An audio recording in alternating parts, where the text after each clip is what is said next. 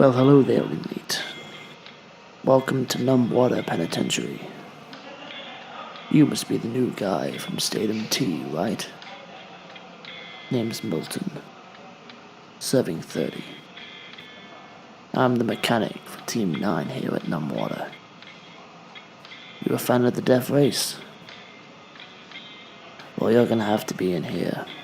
Numbwater's one of the channel champs. Been on the air since the damn races launched. Death races are our bread and butter, and to earn some of that bread and butter, you've got to take part in it, one way or the other. So what got you in here? Must have been something serious if it got you to Numbwater. Only the sick fucks come here. Take me, for example. I murdered my way through a 10-man gang after finding out what they did to my sister. Slit each one of their throats with the same kitchen knife they used to mutilate her. I felt that was pretty fair, don't you think? That was 18 months ago. I've got a while left in me. You won't tell me? Fair enough. Won't prod if you won't budge. But remember, prison's the kind of place where friends can either make or break you. You might want me as a friend. And sharing is caring after all. Let me give you some advice, whilst you're still breathing. There are two kinds of people in Deathrace prisons. Those that are in the pits with the cars, and those that run the roads with the targets. Who do you want to be? Because those that run the road tend to get taken out with the targets and the unfortunates. Survival is 7%, guaranteed death. Be in the pit as a mechanic, navigator, or hell a driver, and the chances of you not just earning your freedom, but surviving go way up. I would take a long think on that tonight as you lay in your cell. Think about being on the roads when the race is live. Think about racers like Harpoon Harry West, who, like the name suggests, is very eager to test out his weapon on those who happen to be in his way. If you want to die, then go ahead, ignore my advice. That will be one of the last things you do. Let me tell you about the last guy who ignored my advice. Their name was not important. They had this idea in their head that they were just going to ignore this mechanic's advice. It also piss off everyone in the prison with his boasts of not playing around with any of this sick shit, as they put it. The guy got put on the roads, but instead of being a roamer, someone who was free to move around the track holding up a target worth 100 points, they were instead mounted onto the end of a speed ramp, gagged and blindfolded. The idiot was obliterated by one of the racers as they landed themselves over a gap in order to cut some time. The guy's body exploded on impact with the front of the racer's car, coating the car in blood and flesh. I'd recommend not following in that guy's footsteps and listen to what I have to say. To play this game is one of the only ways to get out of here, that or suicide. Which do you prefer? What? You're willing to listen? Smart. When was the last time you watched a death race? Are you aware of how the point system works? You should if you're going to be in these races. Yes, I've heard. You are a new racer. It just thrills me to say that, and I'm only partly being sarcastic. So, I'm going to treat you like a complete novice and assume that you've never even watched a single race in your life. Think of this as a crash course. The way that death races work is that they are races. 5 racers will take to the track, and the aim is to get from the starting point to the end first without being killed by the other racers and reaching the checkpoints. Additionally, in order to rack up points, which goes towards time deductions and overall bragging rights. You must complete challenges on the road, as well as killing any targets or bystanders that you come across. The amount of points per kill depends on the person and the gender.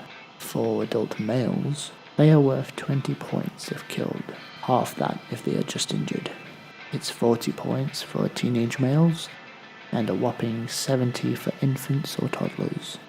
For females, it's an additional 10 plus points added to whatever age they are. Finally, our senior citizens, regardless of gender, they are worth 100 points per kill. You lose points for missing targets that you were aiming for. The penalty is usually half of their kill points. And of course, if you kill a racer, the score is 500. Speaking of races, here at Numbwater, our drivers are some of the craziest, death-wishing SOBs to ever get behind the wheel. My best advice to you would be to learn who they are, what they drive, and what gear they're packing in their vehicles. It could save your life. I'll list off the most dangerous, but this isn't complete. More and more get transferred in each month. It's almost impossible to keep track. Firstly, there's Trancer, real name Edward Steinbeer, a fucking Nazi. He drives around in an SS-themed armored sports car known as the Grinter Ghost. If that fucker died, I don't think he'd be missed. Then there's Annette, the Huntress Haldoon. She's a bitch of a racer and one hell of a killer. She rides around on a motorcycle that has a chainsaw strapped to each side. She likes to get up close to the other racers and impale them with her custom lance. She's the scariest woman I have ever encountered. I wouldn't come up against her if I were you. Then there's Randy the Rocket Man McCree. I think the name speaks for itself.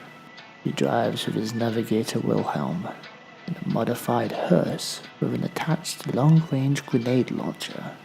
Try to keep out of their range. He's weak to close-up attacks. Disable his rockets, and he's just an ordinary racer in a vehicle not designed for speed. If you have the time or the desire to, you could take him out of the race for good. That's up to you, inmate. Then there's the Demon King.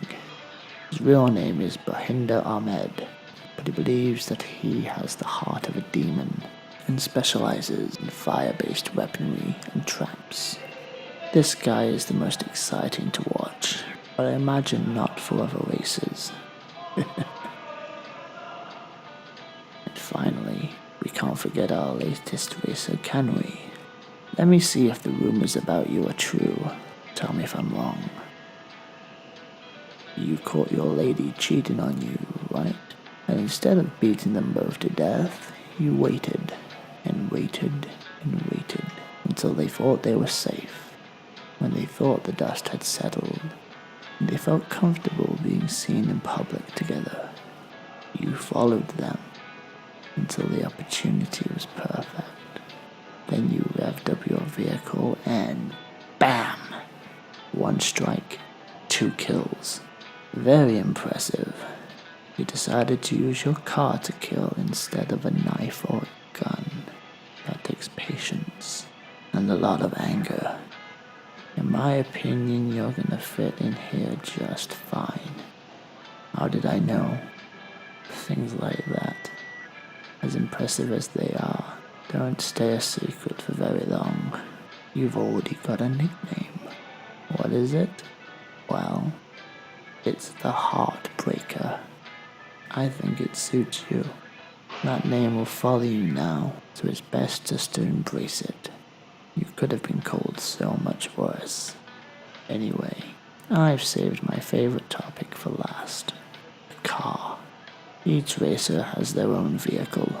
Yours will be a modified pickup. Not built for speed, but instead for racking up points. I'll be the one in charge of maintaining and repairing the car after each and every race. as well as fitting in any modifications that you might want adding to it. But I warn you, modifications will cost you. And in prison, cost means favors.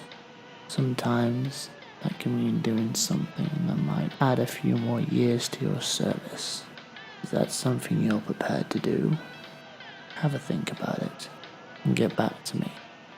Some of the more popular modifications, if you would like to know, are roll cages, barbed wire, spout tires, and flamethrowers. As you can imagine, the cost adds up. My last piece of advice would be that you are a criminal, fighting for your freedom. People aren't just gonna stick to the rules. If I were you, I would sneak a weapon or two on board. We can talk about preferences for that as well later on. Now, times are wasting. Let's get you familiar with your vehicle. The next race is in a few weeks, and we've got to get you on the track and ready. Heartbreaker.